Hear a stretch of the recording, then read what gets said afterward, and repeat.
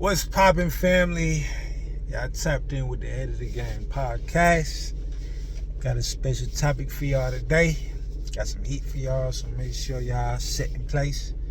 Got a nice, quiet setting.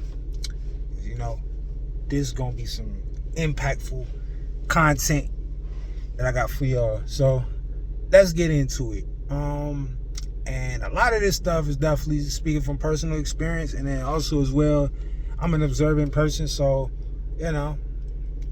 also other things that I've probably observed from other people's transgressions. But yeah, let's get into it. This is my opinion, rooted in my experiences on why I feel like people don't stick to the plan when it comes down to achieving their goals, their dreams, their aspirations, things they trying to, obtain, in their journey and everything like that. So let's get into it. I'm just gonna get straight to the main reason of this video, and then I'm about to explain why I feel like this is the main reason. The main reason is most people, when they have an ideal or something they aspire to be, a lot of that is rooted in maybe something they've seen, something is interest based. So if something you invested in, naturally you're going to ultimately try to find yourself a way for it to be more existent and more prevalent, in your life and stuff like that, right? So this is the number one reason why I feel like people don't stick to the plan, at least not long term. When it comes down to long term goals, this is why the far few and the select end up, making that conversion or that transition. It's inconvenience, sacrifice, discomfort. And what I mean by that is that when things is going good, you in a good mood, everybody cheering you on, everybody supporting you, everybody, giving you, the pat on the back and the validation and the confirmation that you're trending in the right direction. Yeah, it's easy. It's easy to get the job done. It's easy to get the job done when things are trending in a certain way. I feel like when things aren't going your way, things do get uncomfortable. Unforeseen transgressions come to the surface.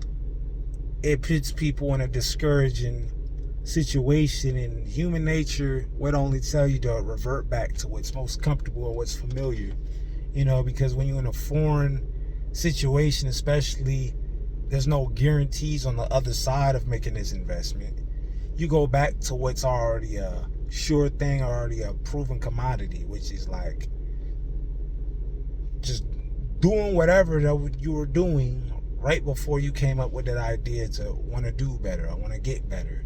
And most people, I'm just keeping it on it, and like I said, this is a big part of my 20s where I feel like the best things that's ever happened in my life, as far as what I've achieved, is only when my back has been pushed against the wall and I've been battle tested.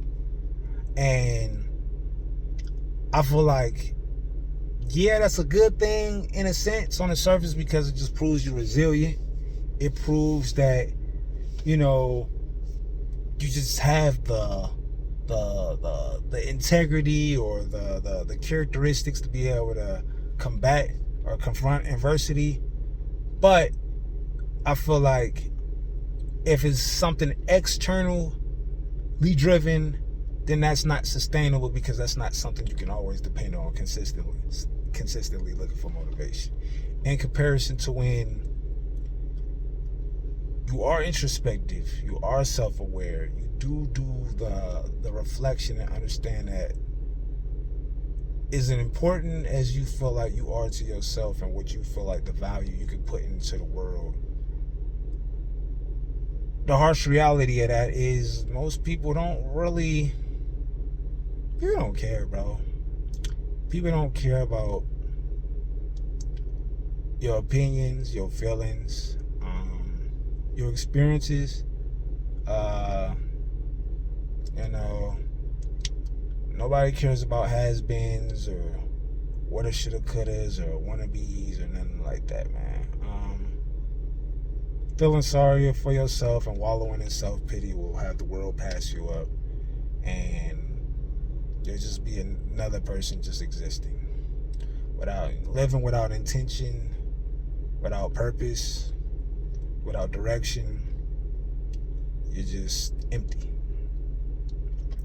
And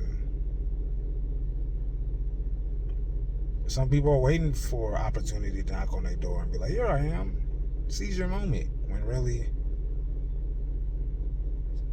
it's not like that. So that's why I just ultimately feel like why most people don't end up seizing a moment or, succeeding in their dreams, is just because unless they're put in a situation where they're going out of their way to make these sacrifices. Why do you think, because I've experienced this in a very small microcosm, but, when I got locked up for the small amount of time I was up in there, yeah, it's a very negative environment, but the one thing I can't say about, and I'm not trying to glorify this, I'm just speaking it into I'm just giving you a bigger picture. It's part of the reason why, if you look at like Malcolm X, he ended up going and saying himself, he was unstable. When he got sat down for a little bit, it reformed and retrained his, train of thought, because all the distractions and stuff were set aside, and he was more inclined to a deeper meaning or a bigger picture than just living in the moment. And that's all about appreciating, delayed gratification instead of instantaneous, microwave success that everybody wants to have overnight. And for the most part, man, that's the harsh reality of it. That's my opinion on why I feel like only the few get far, instead of the many. It's human nature, man. Gotta deny yourself, gotta sacrifice. So, that being said, thanks for watching. Comment, like, subscribe.